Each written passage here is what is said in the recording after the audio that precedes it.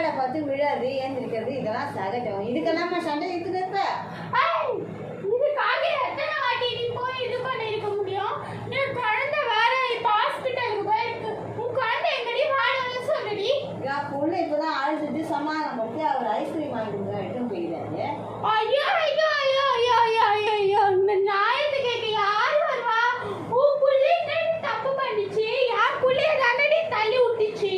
இதுக்கு எதுக்கு நீ உன் புள்ள அந்த அழுவு அழுத்துச்சு?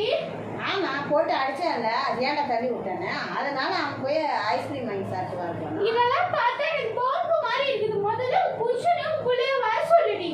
ஏன் சிவமா நீ சண்டை வச்சுட்டு இருக்க